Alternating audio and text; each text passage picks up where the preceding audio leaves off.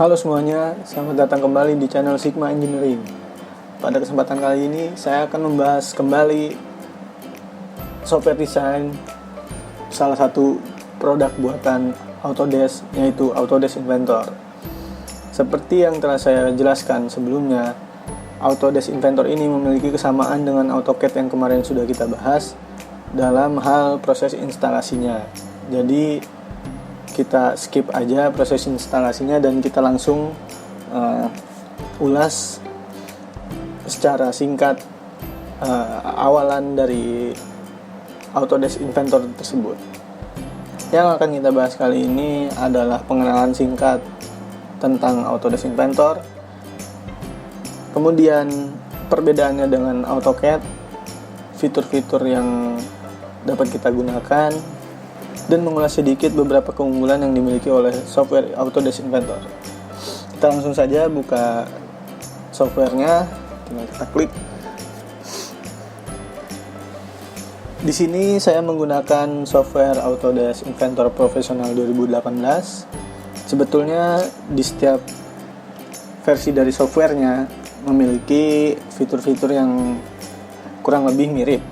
Hanya saja dalam setiap tahunnya mereka membuat suatu pembaruan fitur-fitur yang bertujuan untuk memudahkan kita dalam mengoperasikan software tersebut. Dan berikut adalah tampilan awalnya seperti ini, Autodesk Inventor.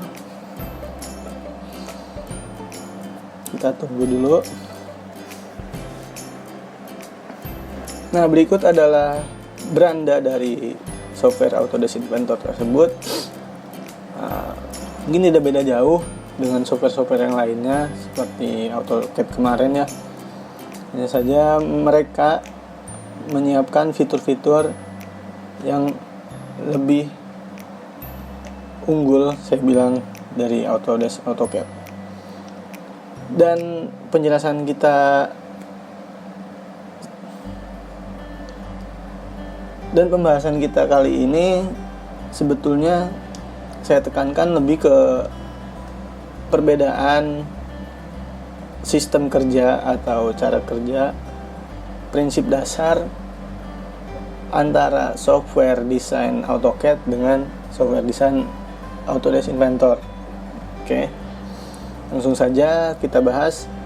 Yang pertama, perbedaannya adalah Autodesk AutoCAD menggunakan sistem kerja non-parametrik. Jadi apabila kita ingin menggambar sesuatu di area kerja ini adalah area kerja kita sepenuhnya.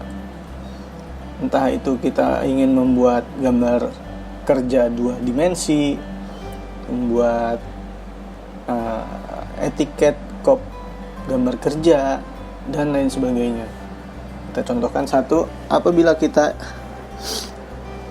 ingin membuat sebuah gambar kerja, misalkan balok berdimensi 100 x 50 x 50, otomatis kita harus membayangkan lebih dahulu balok bagian mana yang akan kita jadikan pandangan depan, samping, kiri ataupun kanan, dan pandangan atas maupun bawah. Itu yang pertama. Jadi di AutoCAD ini daya bayang kita memang harus, kalau bisa dibilang, lebih kuat. Seperti itu. Baloknya berukuran 100 x 50. Otomatis bentukan pandangan depannya kemungkinan akan seperti ini. Ini saya sengaja menggunakan line secara terpisah saja untuk sebagai visualisasi dari penjelasan saya yang akan saya jelaskan ini. Kemudian kita ambil, karena saya terbiasa menggunakan pandangan Eropa, oleh karena itu saya ambil pandangan atasnya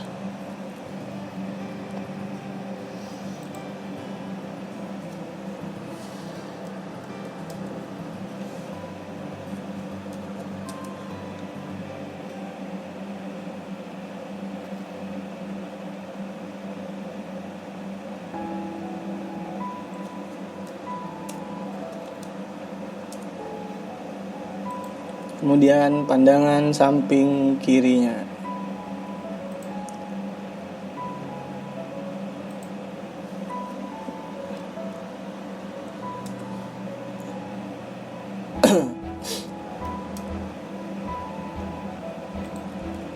Nah, berikut adalah hasilnya.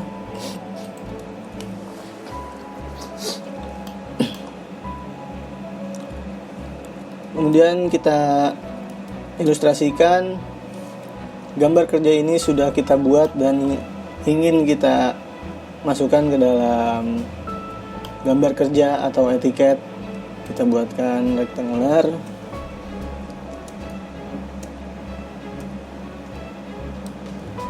Kita menggunakan kertas A4. Nah, semacam ini ya. Nah, seperti itu. Oke. Ini visualnya contoh bagaimana cara kerja di Autodesk Inventor sampai dengan kita membuat gambar kerja. Jadi baik itu kita membuatkan konseptualnya, kemudian gambar jadi untuk proses manufakturnya, itu semua dikerjakan dalam satu drawing sheet model. Dan bagaimana jika kita ingin merubah dimensi tersebut, dimensi dari ukuran si balok tersebut, ataupun bentuk-bentukan yang lain. Nah, caranya kalau di AutoCAD ini tidak bisa kita ubah secara langsung. Di AutoCAD ini kita menggunakan metode-metodenya seperti contoh, kita bisa klik dan kita stretch dari line tersebut, kita ubah dimensinya menjadi 80 misalkan atau berapa, seperti itu.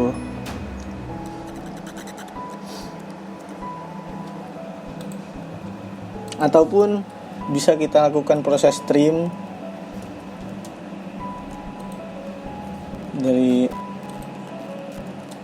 banyak caranya sih sebetulnya untuk memodifikasi dari bentukan yang ada di AutoCAD ini. Jadi intinya itu adalah apabila kita menggambar di AutoCAD,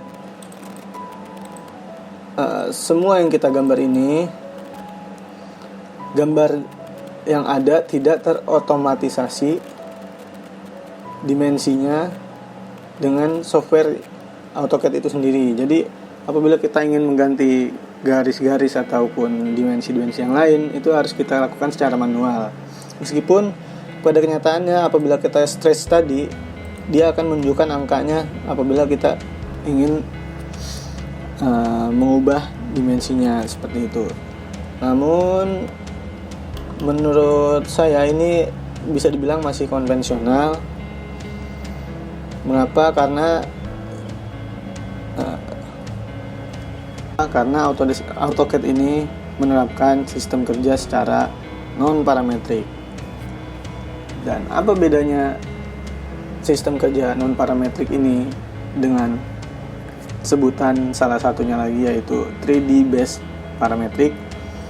Nah, 3D based parametric ini adalah sistem kerja yang diusung dan diterapkan di Autodesk Inventor.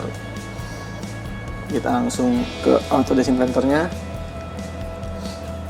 Kita akan ilustrasikan sedikit. Autodesk Inventor kita bekerja dengan cara kerjanya, yaitu dimulai dari proses penggambaran 3D modelingnya terlebih dahulu. Jadi apa yang akan kita keluarkan di gambar kerja, mereka mereferensi gambar kerja itu ke 3D modeling yang telah kita buat. Kita ambil contoh, misalkan yang tadi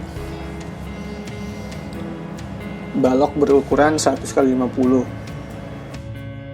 Seperti yang sudah saya jelaskan tadi, 3D modeling yang akan kita kerjakan sebagai referensi gambar kerja kita, itu kita kerjakan di sebutannya ada template, di sebuah template yang berbeda.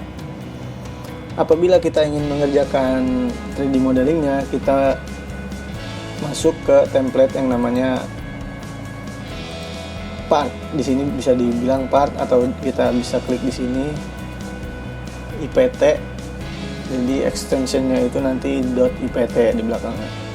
Kemudian ada lagi, misalkan kita ada proses perakitan di dalamnya, merakit beberapa komponen yang telah kita buat, itu ada lagi namanya template-nya IAM atau assembly. Apabila semuanya sudah selesai kita lakukan 3D modelingnya, kita bisa langsung masuk ke namanya template IDW atau drawing, seperti itu. Ini secara sekilas saja, penjelasan lebih lanjutnya akan kita bahas di sesi yang selanjutnya. Oke, kita langsung masuk ke partnya. Kita buatkan tadi ukuran baloknya itu 100 x 50 x 50 ya.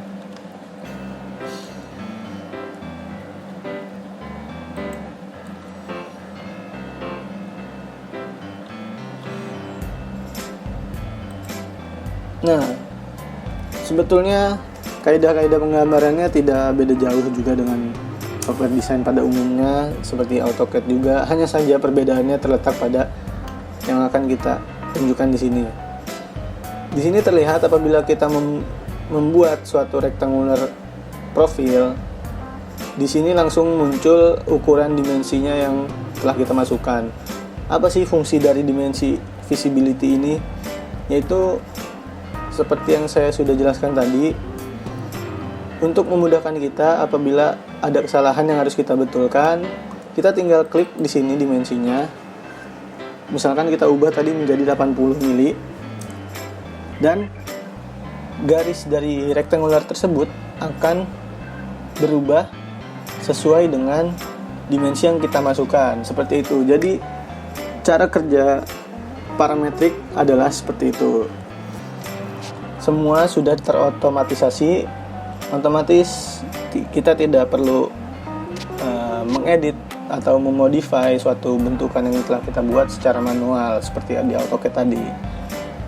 Oke, bisa kita lanjut, kita ubah lagi. Ini kita bisa ubah-ubah sesuai keinginan kita, misalkan 60 seperti itu. Kapan saja kita ingin mengubahnya. Oke, kalau sudah kita finish CAD, ini secara singkat saja penjelasannya. Kemudian di sini ada namanya fitur extrude.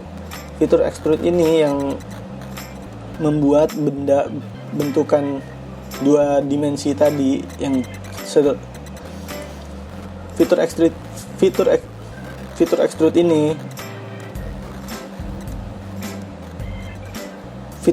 ini adalah suatu perintah yang membuat sketch 2 dimensi kita tadi dirubah menjadi ke profil 3 dimensi. Kita ambil contoh tadi tinggiannya 50 juga ya. Nah, seperti ini sudah jadi baloknya. Jadi nanti gambar kerja yang akan kita buat mereferensi ke 3D modeling ini. Kita tulis namanya test inventor. Oke. Kalau sudah, kita masuk ke template Autodesk Inventor drawingnya atau extensionnya itu IDW. Tinggal memasukkan 3D modeling yang telah kita buat tadi. Oke, sudah terlihat, ini ada etiketnya langsung muncul ya. Jadi memang fiturnya itu saya bisa bilang udah canggih sih, jadi memudahkan sekali kita untuk bekerja. Nah, kita tinggal klik base view di sini, kemudian dia akan mereferensi dari inventor yang telah kita buka ini 3D modeling mana yang terbuka, seperti itu. Jadi kan yang terbuka ini kebetulan yang tadi balok kita buat ya, oleh karena itu dia mereferensinya memilihnya 3D-nya yang itu. Kita tinggal masukkan pandangan-pandangannya seperti tadi, pandangan depan, atas, kemudian samping kiri ataupun kanannya. Kalau sudah, kita klik OK. Nah, seperti itu penjelasan singkatnya. Bagaimana, lebih mudah kan? Nah, sebagai contoh lagi, apabila kita ingin mengganti tadi dimensinya menjadi 80, apa yang terjadi? Kita lihat di sini, kita ganti terlebih dahulu jadi 80 mili. Lebih baik kita berikan dimensinya terlebih dahulu ya, biar terlihat jelas apa itu perbedaannya. Di sini kita berikan dimensi 100 ya, betul. Ini 50, kemudian di sini juga 50 pastinya. Ini 50. Oke. Nah, kita lihat ya apa yang akan terjadi apabila kita edit sketch-nya. Kita ganti ini menjadi ukuran 80, kemudian di sini kita ubah lagi misalkan 60. Kita lihat. Nah, berikut adalah hasilnya dari perubahan yang telah kita buat tadi. Jadi, seperti yang saya sudah jelaskan, 3D based modeling parametrik ini atau software yang basicnya penggambarannya adalah menggunakan 3D-nya dan kemudian menggunakan sistem parametrik, semua itu telah terotomatisasi. Jadi apapun yang kita kerjakan semuanya ada trackingnya. Kita bisa lihat di sini ada browser barnya. Jadi kita tidak perlu khawatir untuk mencari-cari apa sih yang telah kita kerjakan pada suatu produk atau part ini, gitu kan. Misalkan kita mendesain, kita setelah ini membuat lubang, kemudian di chamfer dan lain sebagainya, kita bisa tracking di 3D modelingnya di browser bar. Nah, jadi apa yang kita sajikan di gambar kerja ini based on 3D modeling yang telah kita buat. Jadi apapun yang kita lakukan, perubahan apapun yang kita lakukan di 3D-nya akan mempengaruhi dari gambar kerja 2 dimensi yang akan kita buat. Seperti itu. Gimana guys? Lebih mudah kan? Ya, mungkin sekian pembahasan dari saya mengenai pengenalan singkat Autodesk Inventor. Mudah-mudahan bermanfaat. Kita akan ketemu di sesi yang selanjutnya. Jangan lupa like, share, and subscribe.